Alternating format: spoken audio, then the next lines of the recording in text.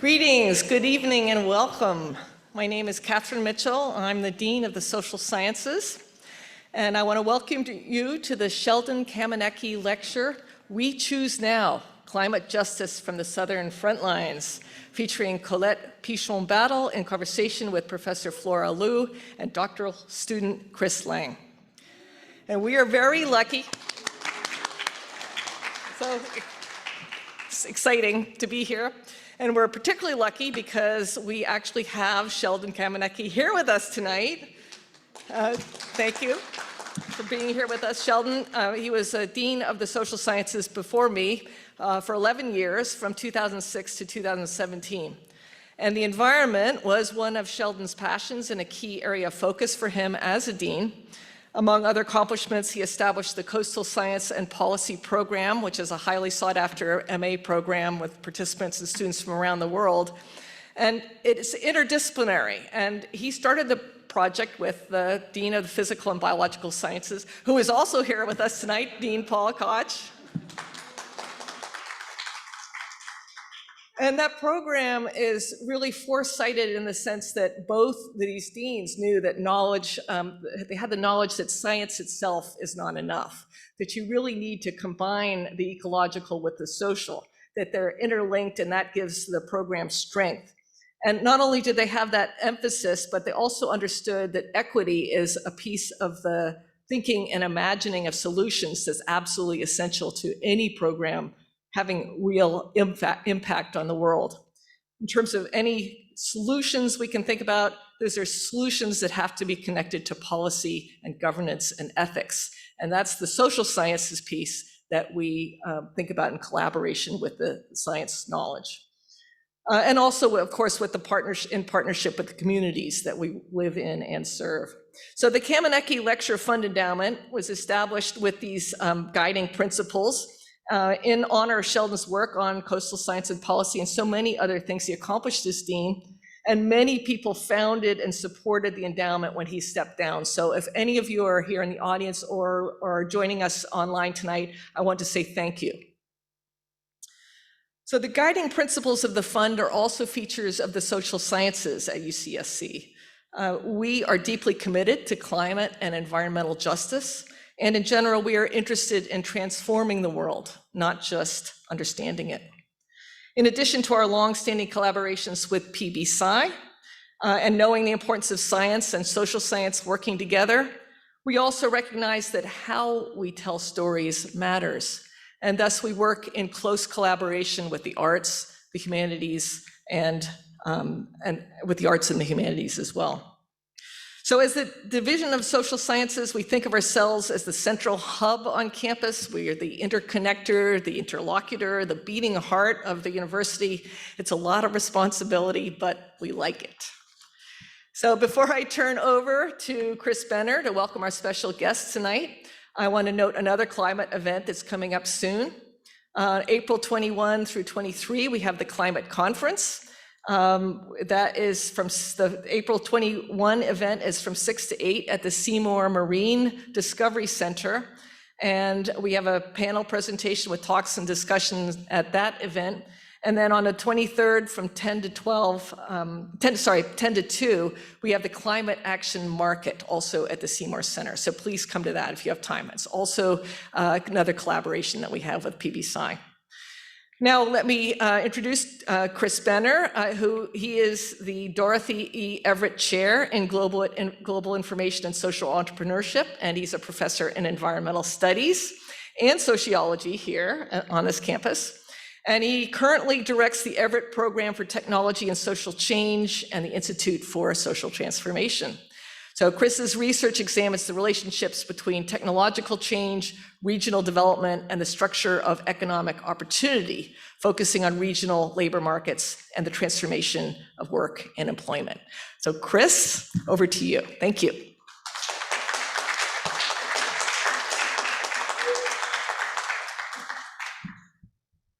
Thank you, Catherine, and thank you all for joining us here tonight, both in person and online. As Catherine mentioned, the Institute for Social Transformation was founded 3.5 years ago to really help be a bridge between scholarship on campus and stakeholders beyond, who are working to build local and global societies that are rooted in equity, access and opportunity for all people, and environmental regeneration and democratic revitalization. Essentially about how do we ensure scholarship makes a difference in the world. And this talk tonight is part of what is now going to become an annual environmental justice lecture, with the goal of bringing leading voices in the global movement for environmental justice to the attention and connection of the broader UC Santa Cruz community. So you'll hear more about our guest tonight, and we hope this is the first step in a long-term friendship and partnership. And I did want to mention that Colette Pichon Battle was brought to our attention by a student, by Chris Lang. And I think it's such an important lesson in that students are really an important part of seeing the future and introducing us to the future. And so partnerships with our students is a critical part of what we do. A couple little housekeeping things. This is going to be a moderated discussion rather than a formal presentation. There'll be a chance at the end for question and answer from participants, from people attending. We're particularly interested in student voices. So when we get to the Q&A, if you're here in person and you're a student, particularly raise up your hand and come up. We'll have a microphone to answer the question. If you're online, you can submit your questions in the Q&A button at the bottom of the screen. And if you're a student, just indicate you're a student and we can prioritize that in the question and answer period. And tonight's event will be recorded. So after you hear the great conversation, you can tell all your friends about it to come watch it on the Institute's website. I want to acknowledge that the land on which we gather is the unceded territory of the Awaswas-speaking Yupi tribe. The Amamutsan tribal band, comprised of the descendants of indigenous people taken to Mission Santa Cruz and San Juan Bautista during Spanish colonization of the Central Coast, is today working hard to restore traditional stewardship practices on these lands and heal from historical trauma. And as we acknowledge the land on which we gather, I think it's really important that these kind of land acknowledgements don't become just pro forma statements, but that really encourage us to renew our commitment to learning from the history of activism and involvement of indigenous leaders on our lands. And I think that's particularly important now. We'll put in the chat links to the Amamutsan tribal band and a campaign to protect their traditional sacred land known as Uristock, which is threatened by a quarry called the Sargent Quarry Project that is being reviewed by Santa Clara County. It's in southern Santa Clara County, with the draft environmental impact report due out any day, within 60 days available to give comment on that. So if you don't know about that situation, please inform yourself and consider signing the petition to the County of Santa Clara to preserve this land. The Amamutsan is working to protect that landscape, bring back indigenous management to the land, and working with a wide range of environmental organizations as part of that work. Tonight's event is brought to you not just by the Institute for Social Transformation, but also the People of Color Sustainability Collective, the Office of Diversity, Equity, and Inclusion at UC Santa Cruz, and the John R. Lewis College, which is a super exciting thing. Yay. And as we remember John Lewis and his legacy and commitment to civil rights over his lifetime and voting rights, we also want to acknowledge that April 4th, today, is the anniversary of Martin Luther King Jr.'s assassination. And Martin Luther King and John Lewis understood that the environmental struggle was integral to the racial justice struggle and vice versa.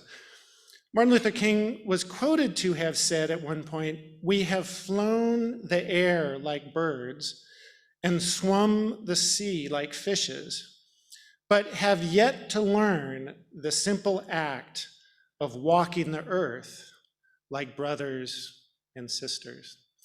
And I think there's no one better to remind us of that legacy and talk to us about what that means in our day and age than Colette Pichon Battle. She's a native of the Gulf Coast of Louisiana, can trace her family history back to the land before it was part of the United States. She is currently executive director of the Gulf Coast Center for Law and Policy, a climate justice activist, a lawyer. If I mentioned all the awards she's gotten, you'd have no time to hear from her, but just a couple of things. She was named a White House Champion of Change for Climate Equity. She's an Obama Foundation Fellow, the recipient of the US Civilian Medal of Honor from the state of Louisiana.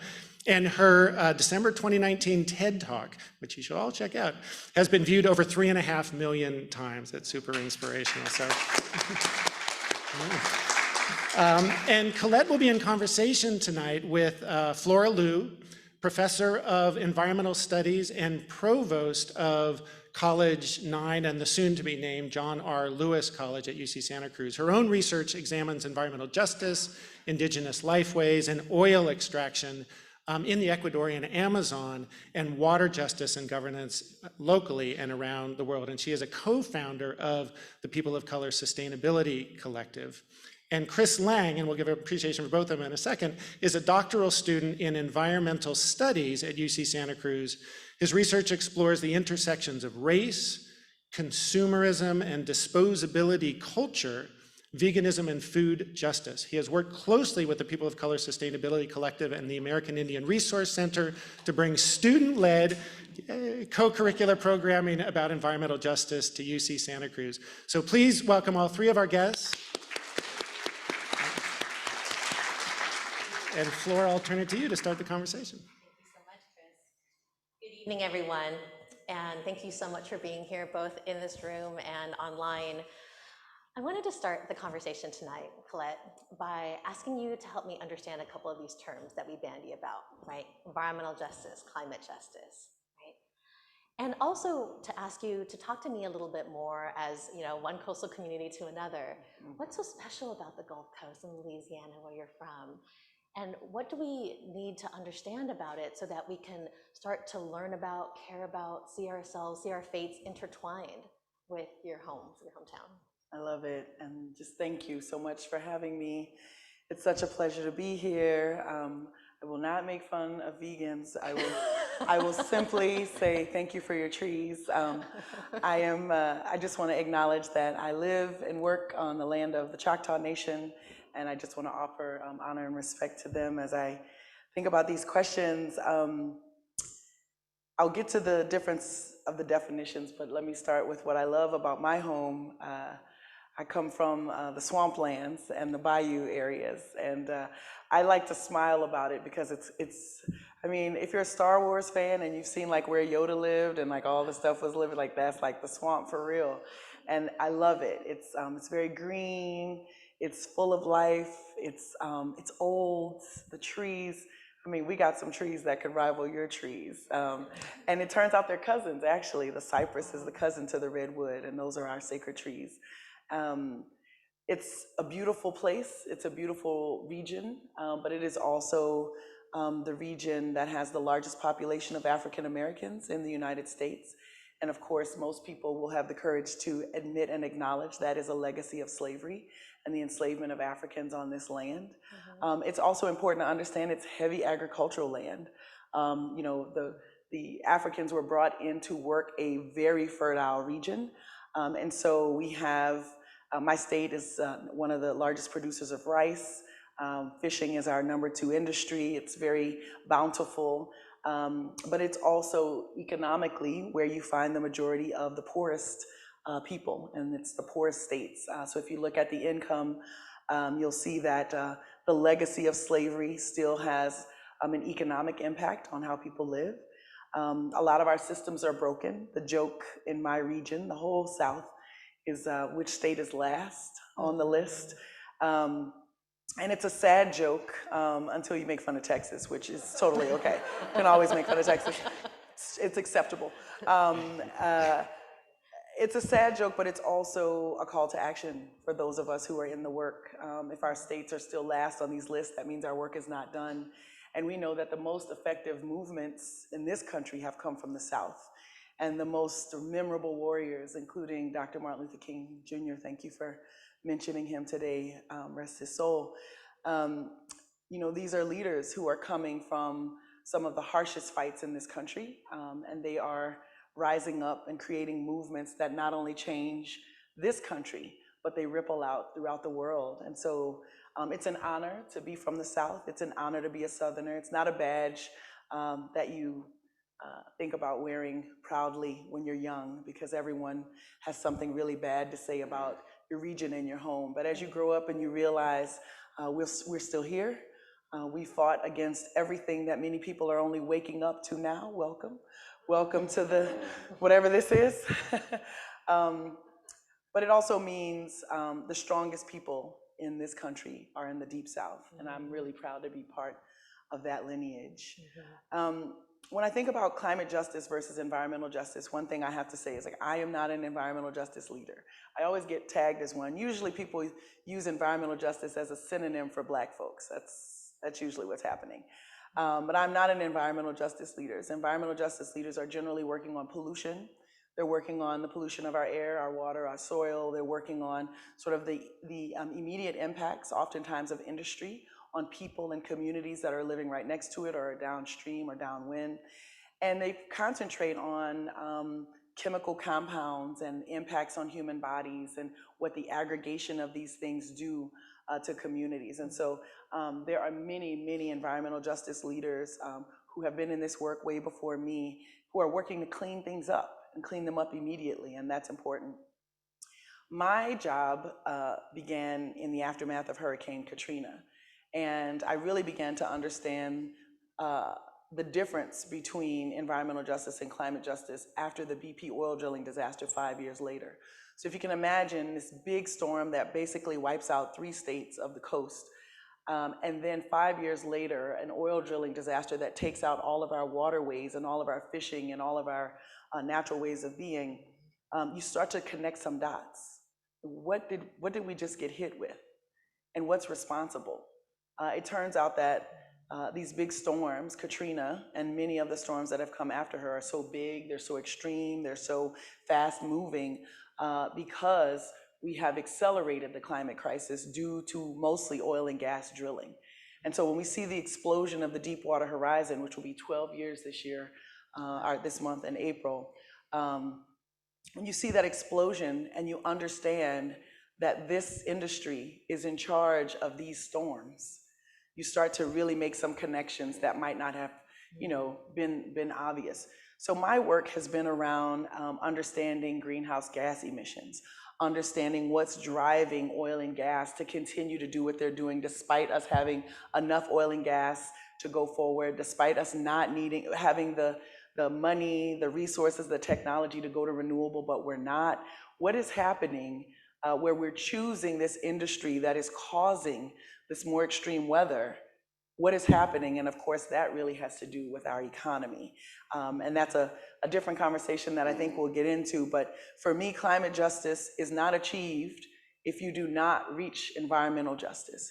It turns out that if you decrease those polluting industries, the ones that are making the water poison, making the air poison, making the soil poisoned, if you reduce that, you reduce greenhouse gas emissions. It's the same exact industries. So to achieve one is to work toward achieving the other. They go together and they move together. But I do want to honor those who have expertise in pollution versus those of us who are really just trying to say there's a whole new economy and a new system that we have to advance. So they move together. They move together. Goodness. Okay. Yeah, I have a whole lot in my mind that I want to ask you about, but I think I want to, because you're bringing in the economy and sort of this integrated relationship between pollution and economy and extraction. And in one of your TED Talks, you just kind of hit the hammer on the nail. And I want to read a quote that you had. It left such a mark on me. And you said, "Climate change is not the problem. Climate change is the most horrible symptom of a system that has been built for a few to extract every precious value of this planet out of its planet and its people. From our natural resources to the fruits of our human labor, this system has created this crisis."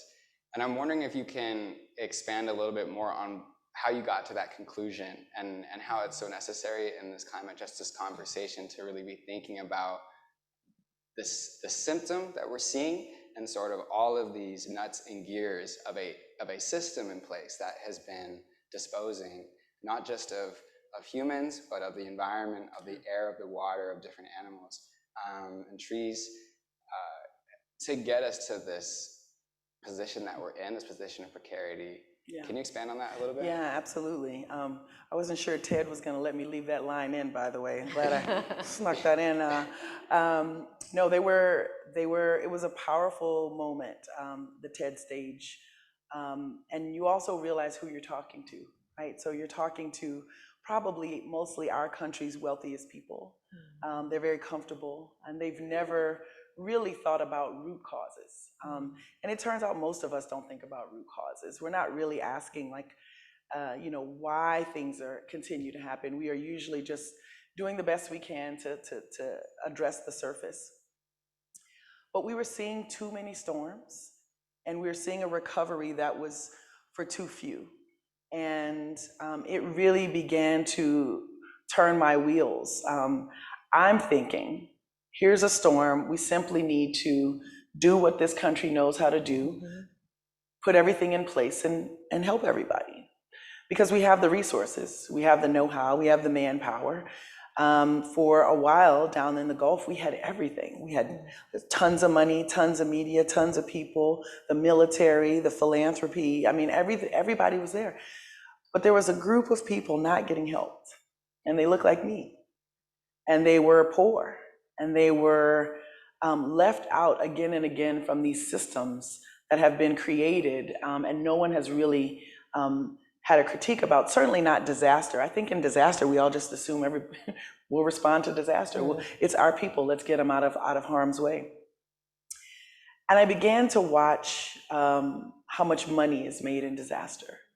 You begin to wonder why disaster is allowed to happen, particular pieces of disaster. I'll give you an example. Folks were obsessed with the lower Ninth Ward in New Orleans, which is a place where you'll find a lot of our African-American community in New Orleans. And they kept talking about, it's this really poor place, the lower Ninth Ward, which was not true. It had the highest rate of home ownership, Black home ownership in the city. It was just Black, but it wasn't poor. But what was interesting is that it was low-lying. And it was low-lying because historic laws of redlining put Black people in certain places. And it wasn't just New Orleans, it's in almost every city. It's probably in this city too, I'm sure, with these mountains. I don't even know how that works here. We don't have mountains. I'm not sure, I'm not sure how this goes. But in New Orleans, the highest place is near the river, where the river has overflown and the land is built up, and that's where the wealthy white people live. And when you go to the place that is low-lying, that's where the middle-class Black folks live. And it was really interesting to see how discriminatory policies of the past were really responsible for the loss of homes generations later. And what was interesting was that people knew it. And you start to wonder, if we know this is gonna happen, if we know this is a problem, why don't we change it? Why don't we invest in making people safer? But you don't make money if people don't experience the impact. You make money by the response. And you watch a lot of people make a lot of money in disaster response. And they don't make money off of wealthy white people. They make money off of poor brown people. And that's the part where you start to watch things click. Is everything here about money? Is everything we do about money? And then you start to examine the oil and gas industry, who have known, by the way, for generations, just like if you watch the tobacco litigation, the cigarette companies knew it was gonna harm people. They did the research, they kept it quiet, they created graphics, targeted to certain people. The oil and gas company knew what was gonna happen to our climate, y'all. They knew since the 50s what was gonna happen to the climate, and they did it anyway because they projected out profits for generations. This is about profit making. So if this is about profit making, if we're making these terrible decisions because we want to make profit, what's driving profit? And that's really our economic system. I'm not the biggest conspiracy theorist. I'm a much more practical thinker. But you begin to see that our economic system is really at the root of a lot of problems. It's the root of the healthcare system, right? Why don't we just have healthier people? They don't want healthier people. They want people who depend on a system that then they have to pay. And they don't want anybody paying. They want the poorest, brownest people paying. And that is the basis of making profit off of health. We're now making profit off of extracting from our environment. And why don't we shift to something that's less harmful? Because there's a very small group of people who are going to make a lot of money by taking the rest of this oil and gas out of the earth. This philosophy of extraction is what we came to the conclusion of. This is not just about keep it in the ground and fossil fuels out the ground. This is about a philosophy of taking without repair, a philosophy of taking until we have enough. There is profit and gain for a few, and that has been the driver of almost all of our laws, all of our policies, all of our systems, and our people are paying the price. What we didn't count on was a global imbalance that now requires us to not just get our country in line, but requires us to move with other folks. That means this global sense of economy, these dollars that move, or these currencies that move across borders when people can't, means we're going to have to rethink our entire global economic system if we're going to get out of this thing. Otherwise, the profit is going to be around scarcity and tension and competition instead of profit or wealth or sustainability being driven by people being okay. It's not the carrot. The carrot is now creating the divide. The carrot is who can have access to this very precious thing. And I mean, look at I don't know if you've seen the charts of the billionaires and the have-nots, but it's a very few people who have most of the planet's wealth and most of us who do not. Well, this idea, right, of scarcity, scarcity being created, scarcity being justification for deprivation, right, versus ideologies of abundance. You were talking about enough. And the other element that you're speaking to, Colette, is really like the individual versus collective, right? We have these individual gazillionaires whose yachts have yachts, right? So one, really, I mean, this idea of extraction becomes possible when, like you were saying, that people become dispensable, become disposable. Yeah, people become disposable, items become disposable. I was recently on the Louisiana Governor's Task Force, and we were doing a statewide climate plan. It was an honor to be on the task force, but also quite frustrating, because what no one could get their head off of was, we can't do away with plastics because consumers want plastic. And and I heard the argument, right? Now they're about to start blaming this crisis on y'all, on us. When I'm telling you, from the 1950s, they knew what was going to happen, but now this is going to be about what the consumers demand. But the consumers didn't always demand plastic. There used to be glass milk bottles dropped off at people's door. There used to be reusable, I remember Coca-Cola bottles. I know y'all young, but I'm not that young. We used to have reusable Coca-Cola bottles and put them in the thing, and you got some more. Not that I'm not saying drink Coca-Cola. I'm just saying we used to reuse the bottles. This plastic, these plastics were pushed on you. They were given to you. They were told everything can be easier, because all we do, especially in this country, is look for what's easier. How can we be more comfortable? How can we do things quicker? We go for efficiency, but we don't hit an effectiveness around what we really need to do. And we certainly don't think about our collective responsibility. This country pushes our individual accomplishments, our individual gain. How many letters can you get behind your name? How high can you go by yourself?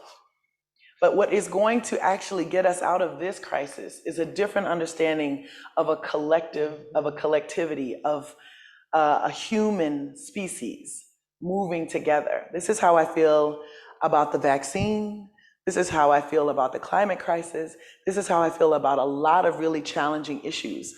If we hone in on what we want individually, we have fallen to the wrong side of the line. We have to understand ourselves as part of a collective, and this is an indigenous lesson. You don't exist on this planet by yourself. Who are you? Who are you? You're nothing. You're nothing without this group. You're nothing without other people. I don't mean to be harmful in my nothingness. I'm just trying to tell you, you're not that special. It's like a million species. It's like 1,000-year-old trees out here. Like, how special do you really think you are? But if we are together and we honor those trees and we honor each other and we move as a collective, there's something special built in that collectivity. But alone, you're nothing. And we have an entire society, our schools, everything we do tells us to achieve individual accomplishment. And this new political reality says, I can choose what I want to do no matter how my breath affects you.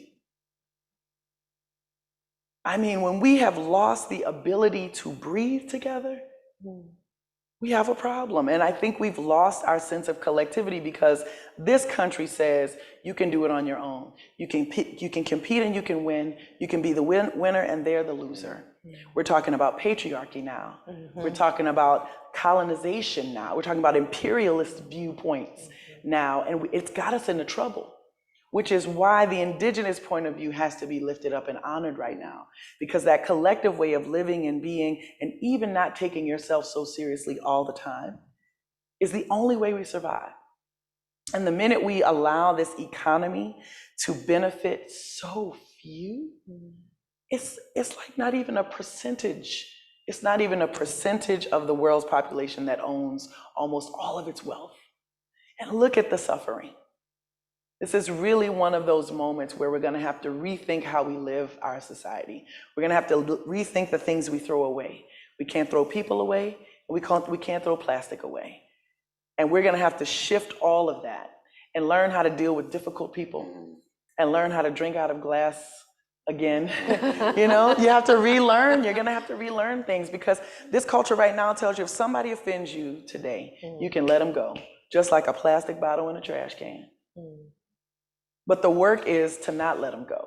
The work is to reuse it. The work is to repurpose, to work it out, to work it through. And this requires all of us to really shift. Now it's work. We're telling Americans who want things to be comfortable and easy that they got to work. You know, this is a situation. We're in a situation now. But the rest of the world really needs us to move away from our comfort zones and move into a collective work to save the planet together. I wanted to touch on a concept you brought in, which kind of centering the Gulf South in this process. And my experience being there, had the privilege to, be in community with Colette and many others through Gulf South Rising, an initiative that was really a Black and Indigenous collective, really thinking about how to move away from extractive industries that were really disproportionately impacting the Gulf South. But my experience there was entirely transformative. Coming from the West Coast, I think we kind of internalized this sort of California smugness around environmental policy. Oh, we're leading, I drive a Prius, et cetera, et cetera. And when my partner invited me to come to the South, I was like, oh, I mean, y'all got styrofoam, oil, like, what am I, like, what? And what really moved me, though, was the what you're describing in terms of collectivity, relationality, movement building, which I feel like is so lacking over here. And I was, I want to segue also in thinking about your movement work and how intentional, but also possibly how natural in the Gulf Southern region, I don't want to naturalize it, but the Black and Indigenous solidarities, how did that come up for you? This was the first time when I was there in New Orleans where I saw an intentional space created for Black and Indigenous folks to really be thinking in community around these systems of extraction and oppression and really thinking otherwise. And I was curious, how did that form for you? And then also transitioning into more recent efforts with the Sacred Waters and building this diasporic connection across Black and Indigenous people and principles. Yeah. Well, the truth of that is there are two things that happened to me in Katrina. When we began our work in Louisiana, I live in Slidell, which is just outside New Orleans, and it's right before you get to the Mississippi border.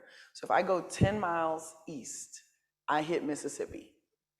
And Katrina, the eye of the storm went from Slidell, Louisiana to past Christian, Mississippi. So the inside of the storm was big enough to cross 2 states.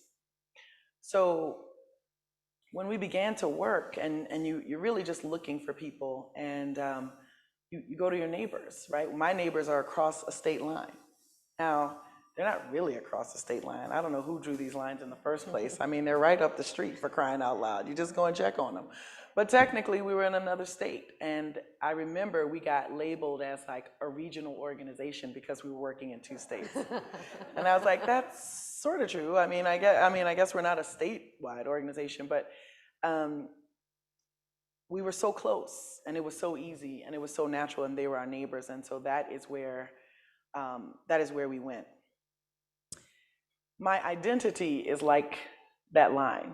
So there's a very complicated racial history in this country. And in Louisiana in particular, there are a group of people called Creoles.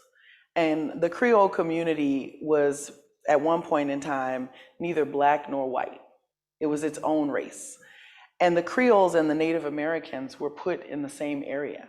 So there was a black area, there was a white area, and then there was an area where the Creoles and the natives were. And the Creoles and natives intermarried, and they had families, and they still have families, and they share culture. It's Bayou culture, actually, because not all indigenous culture is the same. It looks very different, but we shared very natural ecosystems and waterways, and live in the same tradition.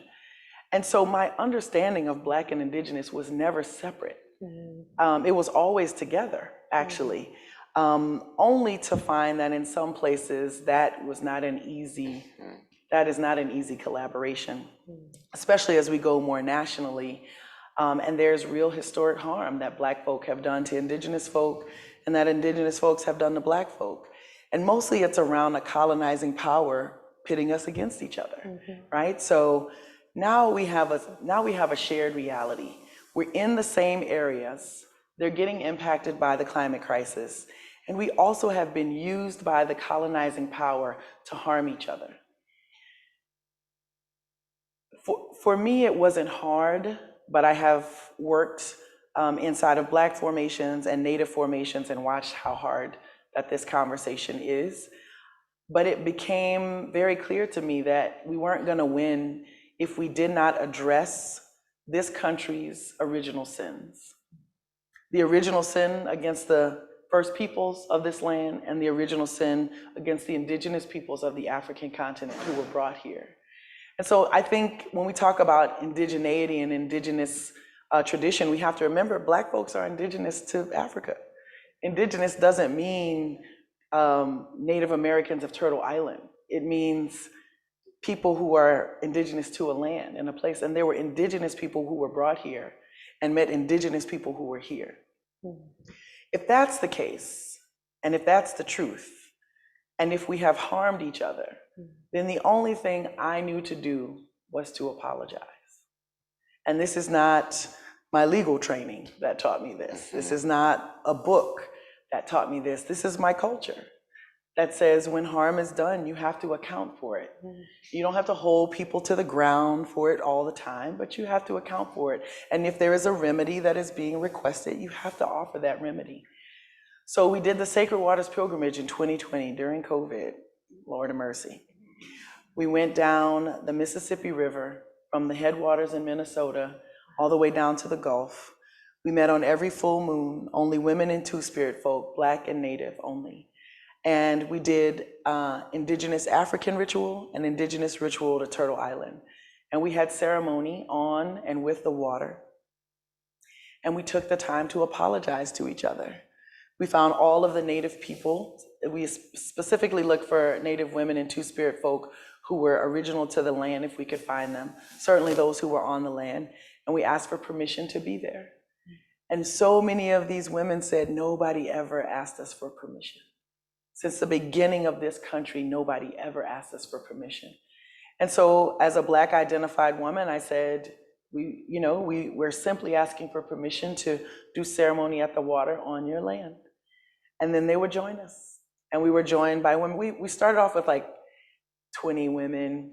we ended with like 300 plus Black and Native women coming together at every full moon to do ceremony. And we moved with the chakras, so we had a different color at every stop. And on summer solstice and winter solstice, we allowed male-identified folk to come with us. And at the last stop, which was at the Gulf of Mexico, it was solstice, and it was right before, I don't know if y'all remember, the Christmas star came that year. And so we had a sacred fire. We had the principal chief, the vice chief, and the former principal chief of the Homa Nation, which are it's a tribe right at the bottom of Louisiana. They lit that fire and they prayed for us. And the whole time during the pilgrimage, we prayed for each other. We said the purpose was to reestablish our relationship with each other and to heal our relationship with the planet at the same time. It was powerful, one of the most powerful things I've ever been a part of, but we also had conversations, really hard conversations, where Black and Native folk talk about how we've been taught to mistrust each other, not trust each other, look at each other differently, what we believed about each other because mainstream society had told us this. And we asked for forgiveness from each other.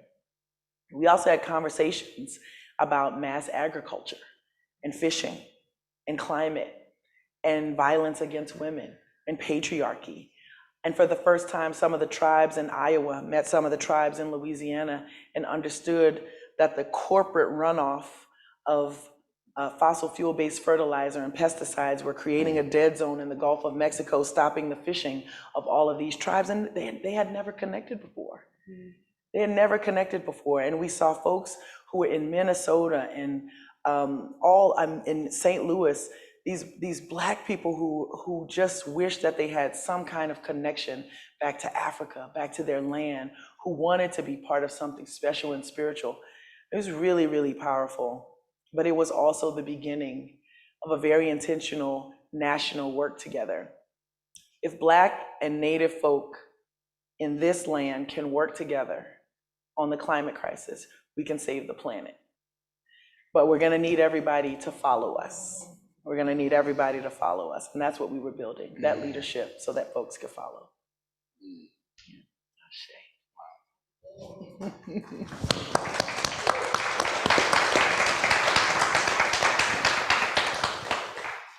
Colette, you're gonna make me cry. That's all right, girl. That's all right. That's for the water.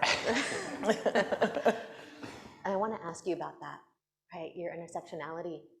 And we were talking last night at the dinner that Chris really generously held, and these ideas about care, and the fact that when women of color lead, right, like transformations can happen, and yet oftentimes that is not where our leadership is co-opted. It is invisibilized. It is discounted, right? It is essentialized. So I just wanted you to maybe talk a little bit about that in terms of, there was a study that was done on the proceedings of the National Academy of Sciences. And what they found is if you ask anyone in this country, a representative sample of people in this country, who are the environmental leaders? People say white men. And white men say white men, people of color say white men, pretty much everyone. And then I ask people, well, how concerned are you about the environment? And the self-reports, the people who are concerned or not, the most are not white men, right? So I just wanted you to maybe address that, this idea. Let's just talk about it, white supremacy and patriarchy. I love it. Let's just talk about it. Y'all ready? Okie dokie. I remember when I came home, I got called an environmentalist, and I was like, what you talking about? Like, that is a strange word, and you are not talking about me. And environmentalists were California people who hug trees. We make fun of California a lot. Sorry, everybody. But we love you, and we need you. An environmentalist and conservationist and these words, it's really what the elite do to exclude people, right? Label them. Because healers and midwives and mothers are absolutely stewards of the earth, especially in traditional societies. But if you invisibilize women and childbirth and healing and woman's work and the matriarchal power, if you invisibilize that, then you end up with words like environmentalists that literally mean people who don't care about the environment. That's literally what you said. They don't care about it, but they get to be tagged as the leaders of it. I never understood any of these words. In fact, being a Southerner, a lot of those words were rejected, just as the South. Like the Northeast and the West Coast for the South equal things we should reject. Sorry. But it was helpful because I never really bought into, I have to drive this car to be an environmentalist, or I have to wear these clothes to be an environmentalist. As far as I was concerned, I love that bayou like nobody's business. Nobody can tell me that they love that bayou more than I do. I know I love it. I talk to those alligators. I look for them every day, and I smile every time I see one. And I know y'all wouldn't smile if y'all saw an alligator, but I do. And these trees that I love, and these places that my grandfather took me, I have memories in this place.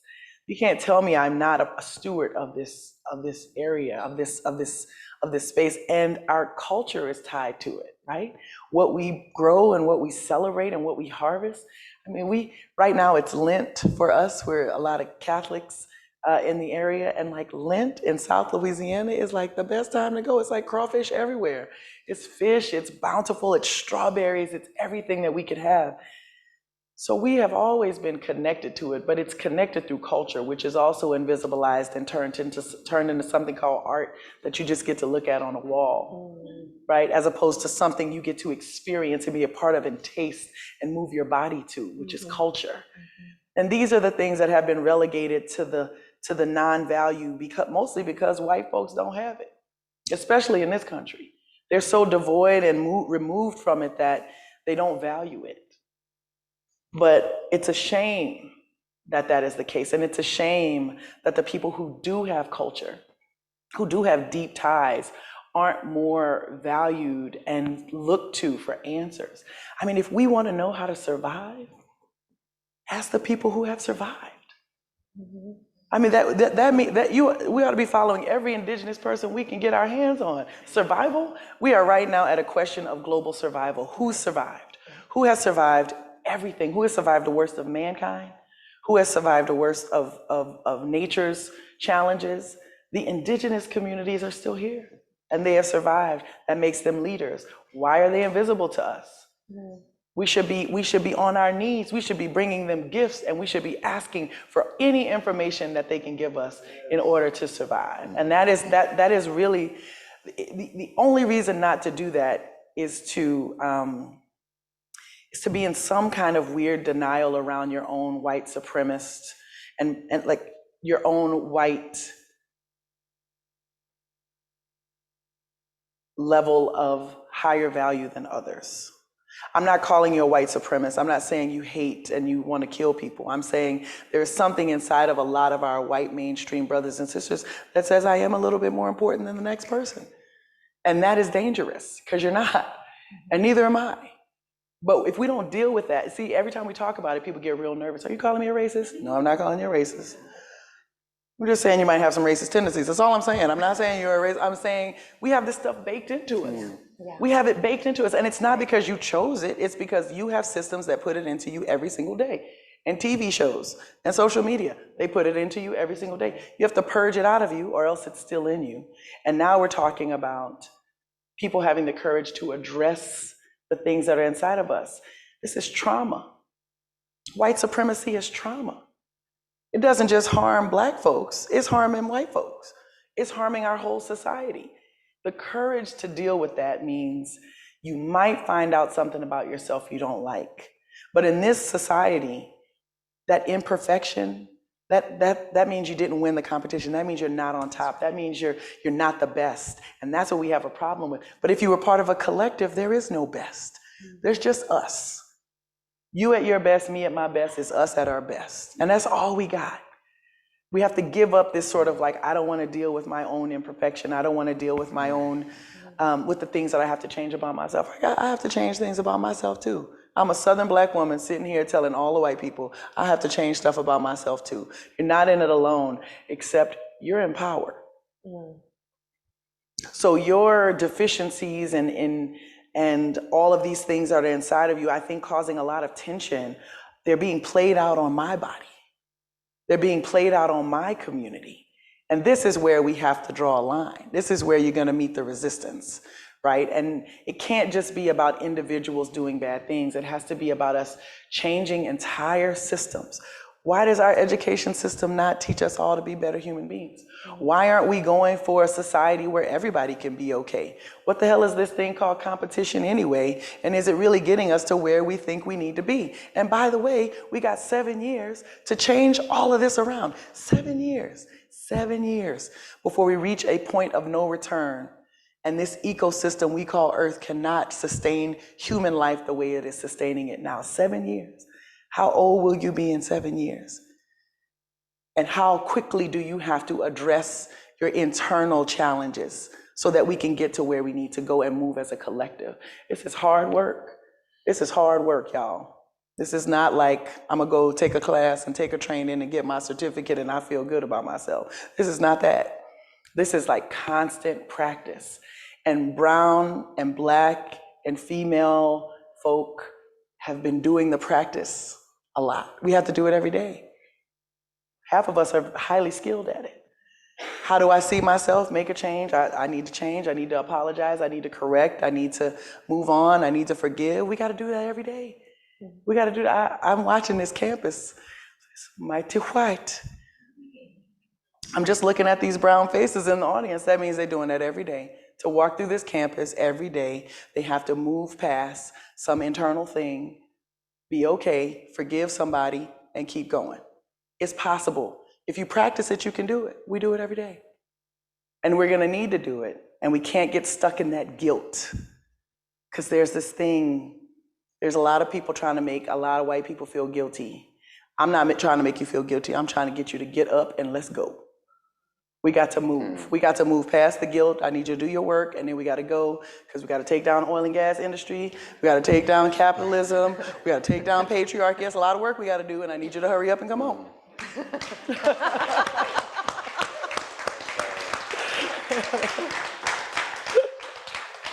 That's great. I mean, I think it gets us back to collectivity and moving as human beings who care about each other. And I know you, like, we used to use the was it the Assata Shakur quote? No, it was the Lily Watson one. If you've come here to help, then you're wasting our time. But if you come here because your liberation is bound up with mine, then let us work together. And it's really like, how do we both? This is also a question about the Goal South for Green New Deal, but because you work across a region which has state specificity, but you also are sharing a similar principle or value direction.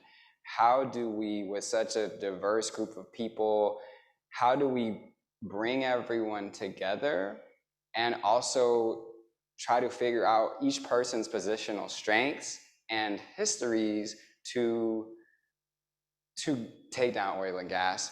But not just that, right? It is the entire economic principle, philosophy, and cultivate a different type of experiential being that everyone can thrive in. I believe in that. I know you do too. Yeah. What does it look like with such a individualism and, bringing everyone together? And you do such a great job at giving the hard truths, and still at the end there's a hook of, and we love you. And we love you. We love you. We're not gonna win. Listen, we are dealing with fear, and the only thing that conquers fear is love. So I have to end with I love you, and I do. Actually, I don't know why I love humans so much. I do. I have a weird love of humankind. I think we're great. I really do. I think we're neat. I think we got like weird, awesome things about us. And I feel like if we all work together, somebody has something that equals the solution. you know, if we put it all together. So love is really important for me. And it's not always easy to do, but it is really important. And I think when we were thinking about Gulf South for a Green New Deal, which is Texas, Louisiana, Mississippi, Alabama, Florida, and the colonized territory of Puerto Rico, when we were putting this regional initiative together, I have my lawyer brain, and I was like, let's do a policy and some litigation. And the community rolled their eyes, and they were like, that's not what we're gonna do, Colette. I thought I had the answer. You know, I often think I'm right.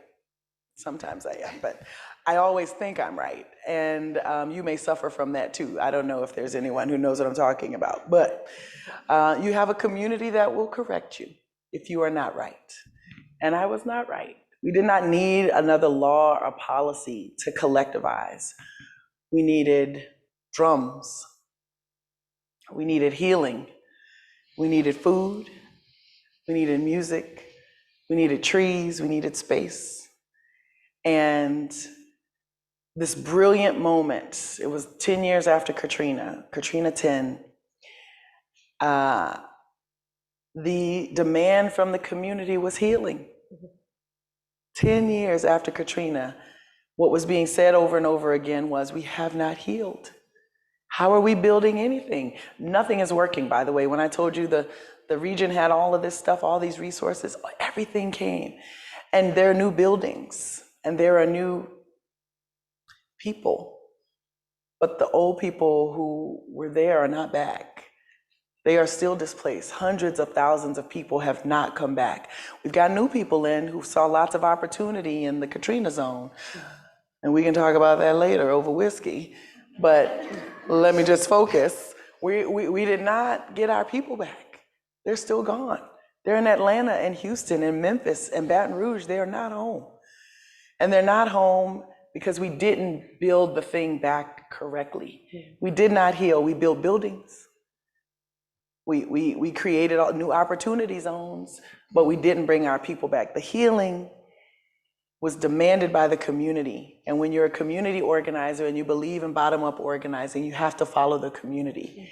And so we had what we learned about Congo Square, which is a park in New Orleans. It was a park where if you were Black and enslaved in New Orleans, you were allowed to be free on Sunday while the masters were at church and having their Christian moment. You were allowed to be free in the park for several hours. The only reason the Africans held that place in such high regard is because they saw the indigenous people hold the place in high regard. It turns out it is the exact spot of the Green Corn Festival of the Homa Nation. Now, most people didn't even know this. They got little signs up. This is Congo Square. This is where Black folks got to be free on Sundays. But the Black folks honored it because the indigenous people honored it. And it is a sacred space, and we went to that space and we made libation. And we asked for permission and forgiveness. And then we began a wonderful celebration of our power and our strength and our resistance, and we began to heal. And the healing sounded like African drums. African drums followed by the indigenous drum that told everybody we could begin. And those drums brought dancing, and that dancing brought traditions in from West Africa, because New Orleans was a main port of the slave trade. And so it was a big marketplace. So there's still some very deep culture from Africa that lives in that place. And it was brought on stage out in front of everybody. And we did some talk about climate, and we did some talk about organizing, and we did some talk about coming together, but mostly we healed. And we had healers in place. And there were people who were saying things that you didn't understand, but it was all part of a healing. You cannot begin to build an alliance without apologies, without healing, and without building a foundation on which things can stand. We keep coming up with new ideas and new technologies that will absolutely fail because nobody trusts each other. Everybody is traumatized and harmed, and people really have to have some space on which to build something strong and new. The alliance building that we do looks very strange to a lot of people. I get questions from philanthropy all the time. What are you going to do with that money? To which I say, whatever we want to do. That's what we're going to do. I can't tell you what we're going to do. I can just tell you it's going to be a collective process. I can guarantee you everyone will have a say. I cannot tell you what they will land on. I personally think we should do, X, Y, and Z, but that's not what the community thinks, so that's not what we do. Now, how hard would that be? Think about it. Somebody just gave you a lot of money and you have to say, we're going to do what the community wants to do. How many of us could do that? That's a real skill. But it's what's missing. And by the way, the resources was ours anyway. They took all of this from us anyway. I don't have to answer to anybody. Give us the resources we need, and you owe us some more. And if you want to talk about reparations, let's not just talk about money. Let's talk about building systems that don't allow the bad thing to happen again. Because what I see happening in this society is we're getting dangerously close to some history that we said we would never repeat again. And if you don't know what I'm talking about, it's time to go read up on some history. Because we're moving indigenous people away from the coast because the water's getting too high. We're moving Black folks into more prisons and building more prisons, which is the only place constitutionally slavery can exist. We are sterilizing immigrant women. Y'all hear about this stuff? They are taking over women's bodies, talking about what they don't have a right to choose to do. Meanwhile, we're going to sterilize Black immigrant women in prisons in Georgia? Y'all paying attention? This is your country. We're not talking about some third world nation somewhere where they have a dictator that we need to take down. We're talking about your country right here.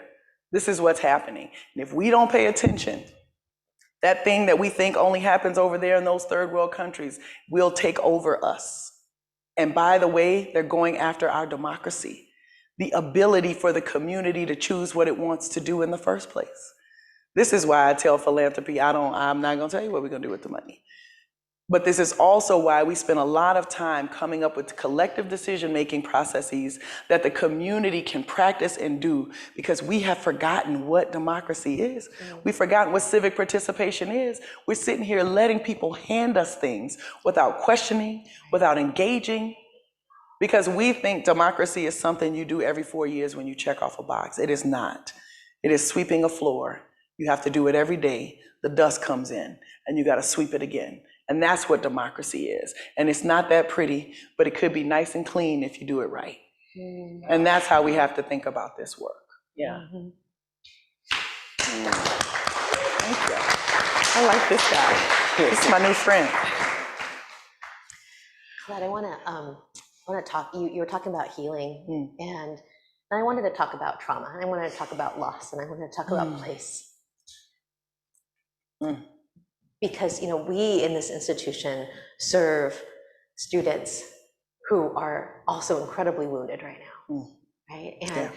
And the question that I have over and over again when I work with my team at our colleges and we work in our departments, and people they're wounded, right? And I listened to your interview with Krista Tippett, and when you described the losses that you have faced, and I see you and I'm experiencing you in this place, I'm like, how does she do it? How do you do it? You're amazing, and talk about our words, resilience. Yeah. Can you say a little bit about that? Yeah. Ooh. I'm as human as the next person, and I'm a girl too, so we cry sometimes, us girls.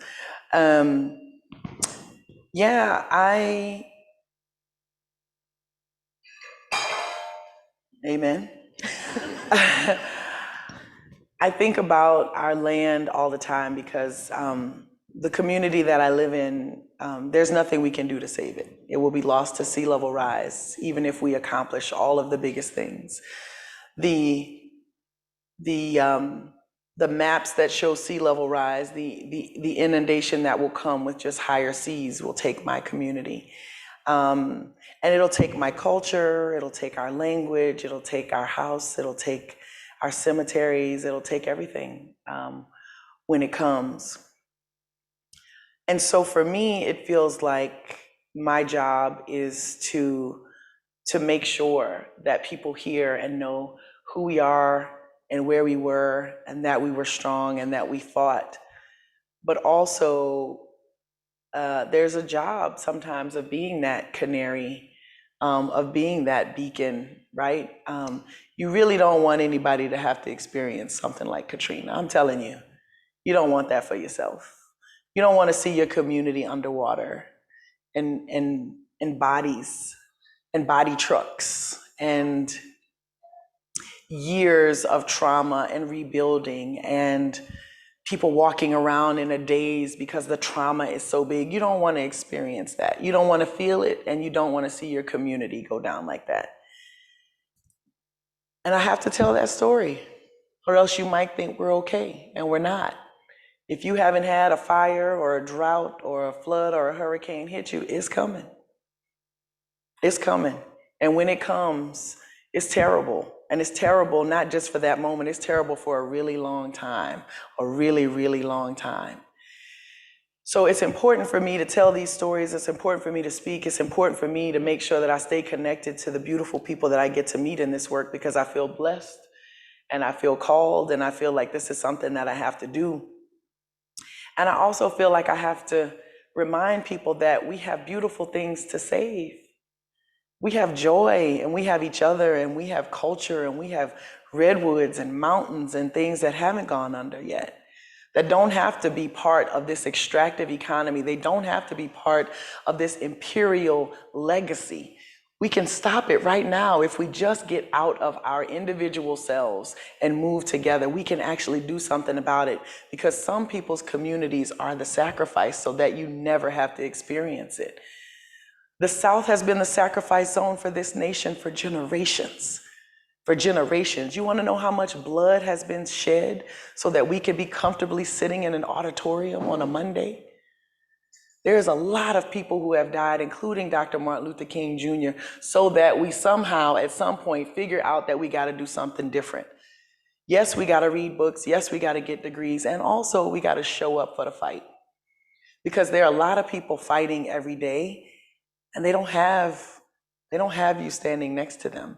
And they really do need you. And it's not just in this country. It's all over this planet. It's really bad, y'all. I was in Glasgow for the climate talks. I met these folks from these Pacific islands, and the first thing this woman said, she started speaking to me in her language. She thought I was one of them, and I was like, "Oh, sister, I'm sorry, but I love you anyway," you know. And I told her about my community, and she told me about hers, and we will both have communities that will be lost in our lifetime. You want to know what that is? Looking at another person from a whole other country who will also lose her community, and I will lose mine. There should not be too many more of us who have to give this up before we recognize that this climate crisis is the issue of our lifetime. This is not about politics. This is not even about science. This is about humanity and morality. And we're missing it. All of these climate solutions are rooted in people making money. Money. Money got us here. Profit got us here. Got us to where we are right now. We need something more than that. We need love. We need each other. We need collectivism. We need culture. We need community. That's what will save us. Which means now we're going to have to get over all of these lines that we've drawn. The old folks gonna have to stop talking about these weird ass young people, because y'all know y'all's a little bit weird. And this social media and all of this stuff that y'all do and all of this stuff and all of this ego and all of this self, you gotta let that go. Because the old people know one thing: we're not gonna get out of this just individually. We're gonna have to come together. This means Black folks and white folks are gonna have to figure some things out. This means all the Latinos and the Asian gonna have to work it out. Because those lines are as arbitrary as that line from Mississippi to Louisiana. They are false. If you don't believe me, just watch currency go across them all the time. Some things can cross lines. People can't. Money can. Why is that? Because it's about profit. There are a lot of lines that have been drawn, y'all. They're all false. They're all false. You human, I'm human, that's it. That's the line. That's all we got. And by the way, it's not just the humans. We need these little four-legged creatures too. And slugs, I found out today we need banana slugs too. We need these things because this is what makes our ecosystem, which means we can't think about domination and dominion. We have to think about ecosystem and system. We have to think about community. This is not about where you fit in the hierarchy. This is about how we move together and how we exist together. It's not easy to get up here and talk about how much we're gonna lose. I used to cry all the time. This is 16 years now since Katrina. So now I don't cry as much in telling the stories, but we are losing a lot. And I'm hoping that we don't have to lose much more before folks wake up, because communities like mine are gonna be gone. And there are more communities like ours around the planet that are gonna be gone. And we're mostly gonna be gone because the United States and our consumer culture is driving a global imbalance that is harming the people who have not accumulated that money. But we have. That just gives us a responsibility now. Now this is courage time. Because to whom much is given, much is expected, and we have a lot. We have the most. We have the most. We ought to be the champions of this climate moment. We ought to be the ones solving things. We cannot continue to let our government and our leaders and these corporations speak for us at the climate talks and say they will not do anything. Do you know who is stopping money going to countries that have to adapt right now? The United States. The United States. They get in negotiations and they stop the world from preparing for the thing that we have accelerated and that we are causing. That's our country. And we sit and we don't even know. We don't even know what people are saying on our behalf. That's our country talking to the rest of the world, saying we don't want to pay it because we don't want legal liability. But we are responsible. And accountability is something that we don't have good practice in this country. And we have to really get our heads around that. But it doesn't mean guilt, and it doesn't mean shame. This is the bad part of our society. Accountability doesn't have to require you to sit in guilt and shame. You do have to acknowledge harm. You absolutely do. But indigenous traditions tell us that when people acknowledge harm, show remorse, and make up for it, you move on. White Western patriarchal culture tells us when you have done wrong, you go under the jail. You will never be forgiven and you will be thrown away like that plastic bottle. So we have to reject even that way of being and allow people space to redeem themselves. But this means we have to call the fossil fuel industry to account. We have to tell them we know their lies. We know they knew. And we know that they have to account for this. And we want them to. And the solutions cannot be rooted in more destruction and in more domination. And when you hear these new technologies, carbon capture, blue hydrogen, you should be concerned. You should be concerned because they're still going for the profit. They're still going for the money. And the only thing that's going to get us out of this is to take this economic system, throw it in the trash, and build something much more collective on top of it. And that's what we're going to have the courage to do, have to do. So we'd like to take some questions. Yeah. Welcome, Chris Benner, to. Hey, for those who are here and want to have questions, we'll move this microphone down here and you can come up and ask questions there. Getting lots of appreciations online, so Colette, just wanted to let you know that. And I want to start with a question from Naya, who says, thank you for sharing about your collective work and journey. She appreciates your careful attention to language too. We often talk in academia about student engagement, community engagement. And can you describe what engagement means to you in your collective work? That's a great question. Engagement begins with honor, respect, and listening. These are not things that we're often taught. Usually we just make an agenda, go in and tell everybody what to do, and that is engagement. And that doesn't really work. What we have to do in order to engage is understand people's humanity. And that really requires us to enter spaces respectfully. I really appreciated the land acknowledgement, but also the There were some statements after that land acknowledgement, but that is to enter a space respectfully, is to just acknowledge folks. We usually do that by a, hey, how you doing? And I remember going into rooms where people didn't speak. What a strange culture of people who don't speak and just want to get down to business. What kind of business are we going to do if we're not talking to each other? You know, how much trust are we building if we're not seeing each other as humans? And most of us talk too much, myself included. It's time to listen a little bit more, right? How are you doing doesn't just mean move to the next sentence. How are you doing means listen for how they're doing. And that's usually something we never want to do.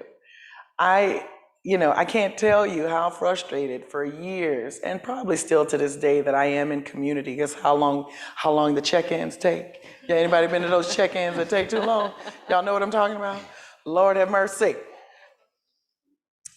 But if we don't check in on our people, what are we doing? What are we doing? We're certainly not building trust. We're certainly not building love. The least we can do is check in on each other.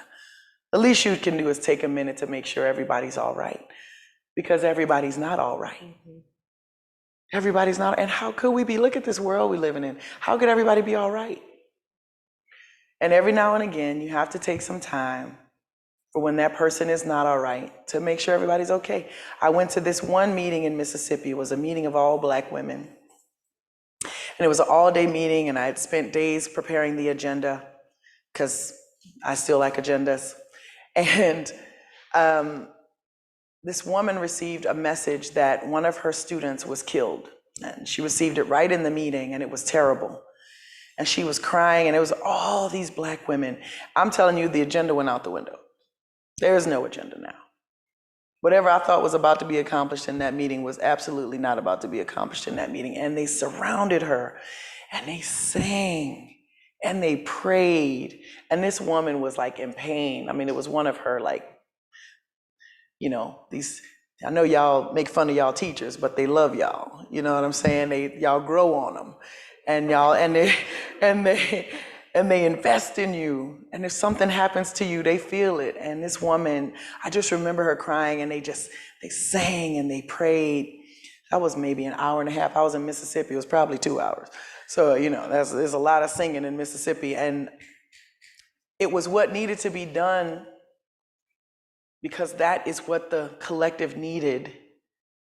And we had to make a decision to move away from agendas and go back into our humanity. And engagement requires that, right? It's not just agendas. We're partially in this problem because we can't see each other anymore. It's time to see each other.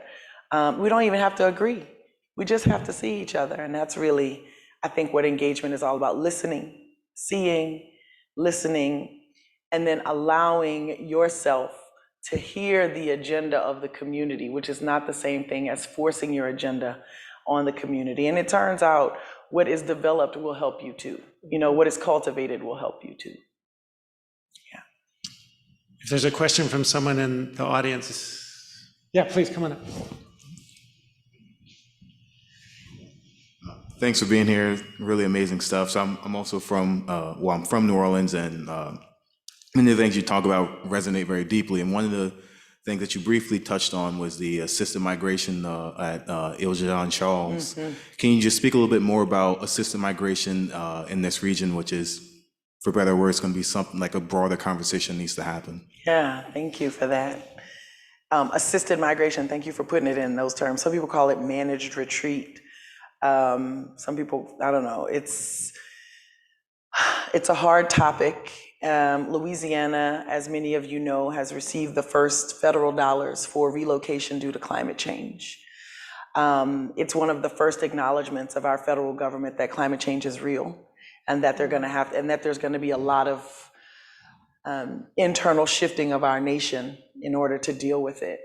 Ile-de-Jean-Charles is an island just at the south of Louisiana, and it has at least 3 tribes on it. Those families have been asked to relocate. Actually, what they were told was the government will no longer rebuild the roads. The government will no longer respond in disaster. So basically, you're on your own if you live down here. That's basically what they told them. They didn't say we should move. They said, we're not going to help you anymore. That's basically what they said. It has been a painful process to watch. And at every corner, the mostly white Louisiana and federal governments have pointed and blamed the tribes for not being able to get along or make a decision or figure it out, with no acknowledgement of a history that put them there in the first place. Because these indigenous folks who live at the island at the bottom of Louisiana used to live in central Louisiana, and they got slowly pushed down to the bottom through all of this removal of our indigenous communities. And so they've settled in this place, and now they're being told they have to leave, and they're being told to resettle in another place. There's a lot of challenges there. The resettlement was met with tensions around who would be allowed to live in this new place. Imagine an island where you know all of your neighbors all of your life. You can pretty much leave your doors open and your windows open, and nothing's gonna happen to you because you know everybody in this place. And now to go to a new place where you're gonna be with a lot of new people, it's not even the same terrain. There are a lot of fears that come up, right? Who's around me? What am I gonna do? What am I gonna have access to? A lot of tensions. The transition has begun. Some families have moved. They've moved to, I think it's about maybe 40 miles outside of the island, which some people don't think is far enough, because they'll have to move again eventually if the seas keep rising. But it's been a really tense and sad process. And every time I get asked about it, which I'm usually only asked about it from the government when there's a problem, because they want somebody to clean up mess that they've made. It's just no responsibility of a history that has these folks here in the first place. There's no acknowledgement that the way the US government moves indigenous people is problematic. And by the way, these dollars were won through a competition. And the competition to get these dollars to relocate folks, the second place was Alaska. So now they have tribal communities competing for relocation dollars.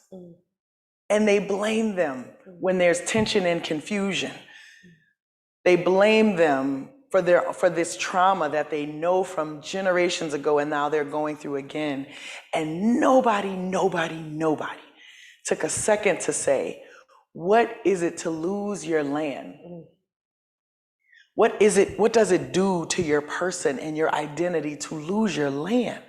We categorize ourselves by which bayous we live on. Like my title, my name, when people want to know who I am, I say I'm Colette from Bayou Liberty. They know who I am by which bayou I live by. They can tell lots of things by which bayou. They're moving people from their land. They're moving people from their territory, and they're collapsing people's identity into some amorphous thing called indigenous or native, and not taking into consideration what it means to leave that place they've been in for centuries. It's appalling. We have not figured out dignity and government systems. We have not, because we don't center the people. We just try to accomplish the project. And we have to shift this around. It's still going on, it's not done. Sadly, some of the people have left, and we're starting to see private industry, large private sporting associations take over empty houses and empty land and now use it as their recreation ground because they have enough money to rebuild the road. They can call in their own private security or safety when there's a storm. So now you're watching private industry come take over where people have been forced to leave. It's really sad. It's really sad, but I think there are a lot of lessons, and I don't think this is the last we've seen of relocation. I think this is something for us all to pay attention to. Relocation and climate migration is going to be one of the greatest issues that we face, mostly because we don't know how to share anything. So we're going to see all of this in a scarcity model. We're going to see all of this as a domination model, and we're all going to start, and tensions will build. So we have a challenge. Thank you, brother, for that question. So we've got time for maybe one more question, and it's just a small little question. This is from Meg, and I think it's actually really important. It's about reparations. And you know, California has a task force on reparations for Black Americans. It's going through now. I don't know if you knew that, but Secretary Weber, when she was an assembly member, led the passage of that bill. And so it's a 2-year study process that's going on in California. But you mentioned reparations, and this is a question from Meg, who says, could you say a bit more about your perspectives on reparations in our country and how the collective can work towards a meaningful process? What are some of the steps we can take to move healing and reparations forward? And after you answer, I'll let Flora finish it up. All right. Well, thanks, Meg. The first thing I want to say is to please Google the Movement for Black Lives Reparations Toolkit. If you haven't looked at that resource, there's a great breakdown of history, but also all of the steps that you should really consider around the conversation of reparations. It's a strong document, and we brought the document with us to Madrid for COP26, and we handed it out to all of the indigenous people that we met in Madrid and said, this is how Black folks are advancing reparations in the US. How do we adapt this to the climate crisis? So the conversation on reparations is one thing. There's a lot to understand. There's reparations for unpaid wages. There's reparations for so many Black folks being put into the prison system that is built on profit. There's reparations for lots of different things. And usually it's in the confines of the US or US colonialism. But I actually want to bring up climate reparations, which I think is an even broader way of thinking about it. If we understand the analysis of reparations in the US, and we understand loss and damage, meaning communities and islands and people are already having to move because of the climate impacts that are being felt right now that have been driven mostly by our country and a couple of others, then we should be thinking about what reparations looks like in order to get people to a place of climate resiliency. And global reparations requires our government to pay its fair share in the global financing of loss and damage, but it also means there's got to be some accountability inside our country. The problem, the challenge, the tension around reparations is really our very sort of one-dimensional understanding of either money or land. And the conversation of land is one that we're really taking an interest in, and we're hosting conversations around Black and Indigenous folks around reparations. What does it look like to give Black farmers reparations in the United States when this isn't our native land, but we didn't ask to come here and we were kidnapped and brought here? This is a complicated conversation, and one that's going to require new agreements and new understandings between Black and Native folks. I don't believe in ownership. That's just a position I take. I think the concept of ownership got us to enslavement in the first place, and it gets us to all of these terrible things we're doing to our planet, like taking down mountains to get stuff out of them, and ruining rivers to grow food for cows that we don't really need. All of these things have to be addressed, and I think ownership is really part of the problem. But reparations, the root of this is repair. And whatever you think politically about reparations, we all have to move on a general and agreed upon understanding that repair is necessary. We have, as a nation and as a consumer culture, caused a lot of problems, and we have to be responsible for that repair. I'm not sure where we're going to get. I'm not sure that folks want to do the work to understand the complexities and dimensions of reparations. But if you don't, I will say we have a responsibility. And if you don't get to anything else, at least just land on that. We have a responsibility. If you care to understand the dimensions of reparations, one of the things in the M4BL reparations toolkit is you have to ensure that the harm will never happen again. There have to be laws and systems in place to ensure that the harm will never happen again. That's part of reparations. You can't just give somebody money and say we paid reparations. That's not how this works. You have to offer the remedy, but you have to ensure that the harm will never happen again. That means we need new laws, we need new systems, we need folks working on policy, we need folks organizing, we need new social systems, we need a new social reality.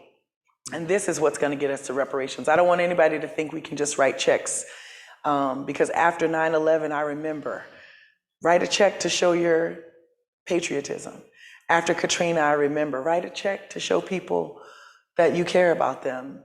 After Harvey, after Maria, write a check. Our writing of the check is us dismissing our accountability in this situation. It is not that easy. You cannot just write a check out of reparations. We're going to have to change our entire society so that these things never happen again.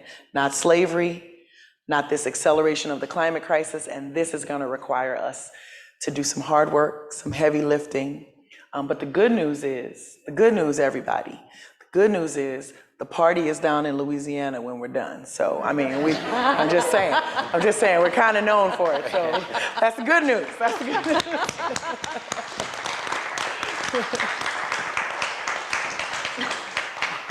Please join me in thanking Colette Pichon Battle for her amazing, amazing work. Thank you. Please show her some love. Thank you. Thank you. Thank you. Thank you. Thank you. Thank you so much.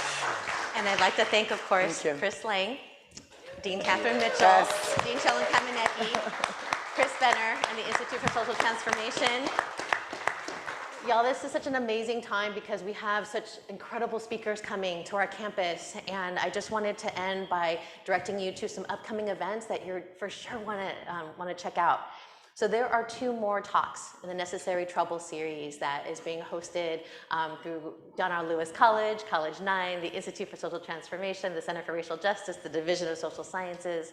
We have 2 more talks, and they're coming up Wednesday and Wednesday. So April 6th, this Wednesday, please join us either in person or virtually for Pathways to Thriving Communities, right? Pretty relevant to what we've been talking about tonight. It's 4 p.m.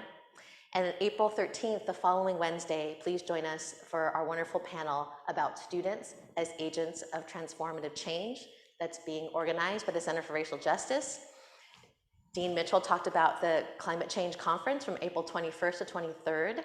And then finally, everyone, please be there in the Corey Amphitheater on May 6th while we celebrate the dedication of John R. Lewis College here at UC Santa Cruz, the first college named for a person of color, the first UC unit to honor the late Congressman John R. Lewis. It's going to be an amazing event. We have folks coming, Latasha Brown from Black Voters Matter. We've got Teresa Sigatuno, the spoken word artist, Wisdom Cole from the NAACP. There's a whole lineup of incredible, powerful speakers. Please be there. It's going to be amazing. Thank you so much. Thank you.